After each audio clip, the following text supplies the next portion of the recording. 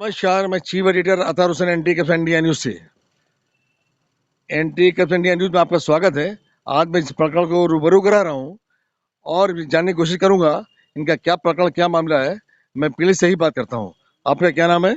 मोहम्मद रमजान। दादमिया चौराहे पे हमारे साथ ये कांड हुआ है। मोहम्मद रमजान जी, ये बताइए कि आप यहाँ पुलिस कमिश्नर ऑफिस आप आए हैं, जी क्या शिकायत लेके आए हैं, क्या अवगत कराना चाहते हैं यहाँ कमिश्नर को? जी। हम ये कहना चाहते हैं, ये हम इनके वहाँ काम नहीं करना चाहते हैं। इन लोग नहीं, हमें आप हमको ये बताइए कि आप शिकायत किसी कर रहे हैं, वो कौन है, आपका क्या मामला है? ये नूर आलम और साहिब की हम शिकायत करना चाहते हैं। बेकता बेकसूर अंदर हमें बुला के और हमें पीटा है, घूसे लातों से हमें मारा है इन लोगों ने। और जब समझ में आता है इन लोग हमें बुला के जहाँ चौराहे पे मारते हैं, उसके बाद हमें धमकी देते हैं किसी हिंदुस्तान के पास कहीं काम नहीं कर पाओगे। मतलब अपने आप को बहुत बड़े डाउन समझते हैं और हमें घर पे बुला के हमें धमकी दी है साहब ने, ये जो हाल तुम्हारे भाई का हुआ है और वो इसके आगे अंजाम तुम खुद जानते हो।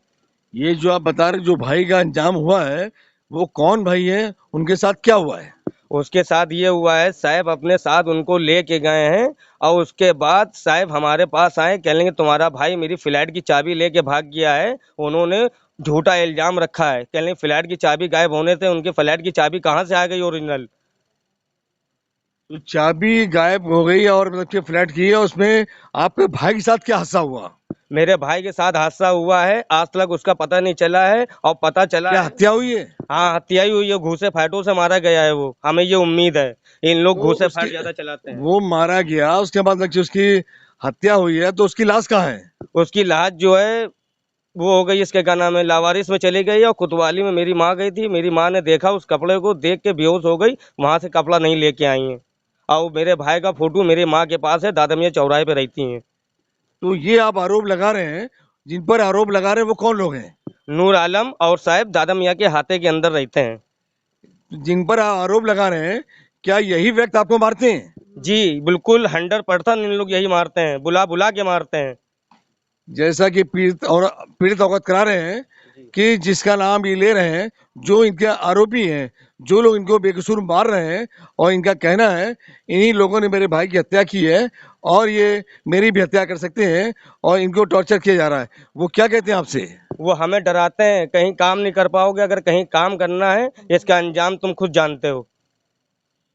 अंजाम खुद जानते हैं, तो आपका भाई की हत्या का आरोप इन्हीं पर रखा आपने? जी, हमने पूरा उम्मीद इन्हीं लोगों के ऊपर है, इन लोगों के अलावा कोई नहीं हो सकता है। और मेरी माँ को भी यही भरोसा है, इन्हीं लोगों का हाथ है। और इनके ऊपर मेरी माँ जो है एक्शन लेने वाली थी ताकि हम इनके वहाँ काम करें, तो मेरी माँ डर के मारे कोई एक्शन नहीं लिया है। तो जितना बड़ा कांड हो गया, आपके भाई की हत्या हो गई और आपने थाने में कंप्लेन की थी? थाने में कंप्लेन मेरी माँ ने नहीं की थी, क्योंकि उतनी सहम गई थी। वो पर्चे के अंदर सब कुछ लिखा हुआ है, हम आपको पर्चा अभी हम दिखलाएंगे, आपको क्लियर बिल्कुल सब सामने आ जाएगा। जब हत्या हुई, आपने पुलिस को कंप्लेन नहीं की, तो पुलिस ने क्या कार्रवाई की? अभी कोई कार्रवाई नहीं की है। अभी हम 3 दिन से बराबर दौड़ रहे हैं, मेरी माँ और हम बहुत लोग ज़्यादा सहमे हुए हैं इन लोगों से, ताकि इन लोगों को मतलब हमें इनसे बहुत ज़्यादा डर है, कहीं ऐसा ना हो रात बिरात हमें बुलाकर अपने घर पे कहीं ऐसा ना हो जान से मार दें। जैसा पीड़ित बयान दे रहा है कि ये बड़ा भयभीत है और डरा हुआ है, कोई बड़ी वारदात इनके साथ ना हो जाए, क्योंकि आए दिन का उन लोग बुलाकर इनको मारा करते हैं और वो चाहते हैं वो ये उनके यहाँ काम करें और उनके साथ बन के रहें और उस हत्या का खुलासा ना हो सके। तो मैं इनकी बात को यहाँ के आला अधिकारियों को अवगत कराऊंगा और मैं जानना चाहूँगा, ये और कुछ बताना चाहें मेरे चैनल के माध्यम से, तो मैं इनकी बात को यहाँ के आला अधिकारियों को, यहाँ तक कि मुख्यमंत्री को अवगत कराऊंगा, ताकि इनको इंसाफ मिले और इनका राज भी खुल सके। तो आपके राज को मैं खुलवाने का प्रयास करूंगा। आप मुख्यमंत्री से क्या बोलेंगे? मुख्यमंत्री से यही बोलेंगे, जो हमारे साथ दुर्घटना हुई है, ये पूरी बात जो हमने आपको बताई है, और यही बात हम उनके सामने भी पेश कर सकते हैं। जिस तरह इनका कहना है कि मैंने जो बयान दिए हैं, यही बयान मैं मुख्यमंत्री को दूंगा और मैं उनसे इंसाफ चाहूंगा। इसमें जो लोग दोषी हैं उनको जेल भेजा जाए और मुझे इंसाफ दिलाया जाए। और मैं देख रहा हूँ साथ में महिला और है, उससे ही बात करता हूँ। क्या नाम आपका? जीनत। नीरज, ये बताइए कि आपको क्या जानकारी इस मामले की? जब से हमारी शादी उन्होंने कराई, तो ये जब तब उन लोग को इनको मारा करते। हमारे सामने भी कितने बार मारा, काम करते थे तब भी उन लोग मारते थे। हमसे देखा नहीं जाता था मारते हैं, तो उन लोग हमको धमकी देते थे कि मतलब जो है तुम्हारा लड़का ऐसा उठवा देंगे, ये करवा देंगे। हमारे तो बच्चों को भी उठवाया है आप इन्होंने। ये बताइए कि आप इतनी वारदातें हो गई, आपका कहना आपके बच्चे को भी उठाने का प्रयास कर रहे हैं और आपने थाने में कंप्लेन की? नहीं, हमने नहीं कही। हम लोग डर आप गए लोग थाने क्यों नहीं जाते? हम लोग डर गए हैं क्योंकि आगे पीछे हम लोगों का कोई है ही नहीं सर। हम लोग इसलिए घबरा गए हैं और बिल्कुल डर गए हैं इन लोगों से।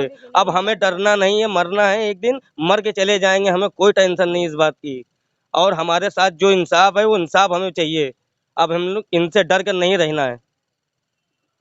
अब इनका कहना है कि बहुत ज्यादा बर्दाश्त कर लिया है, इन्होंने मुझे मारा, मेरे भाई का हत्या भी की और घर पे घुस के मारा करते हैं। अब मैं यहाँ के अधिकारियों को अवगत कराऊंगा ताकि वो संज्ञान लें और मुझे इंसाफ दिलाएं। अब अगली अपडेट में किसी नए प्रकरण से अवगत कराएंगे। जब तक राष्ट्रीय अंतर्राष्ट्रीय खबरों से बने रहिए एंटी करप्शन इंडिया न्यूज के साथ। मैं चीफ एडिटर अतर हुसैन, एंटी करप्शन से, साथ में कैमरामैन शाहिद अंसारी। नमस्कार, जय हिंद।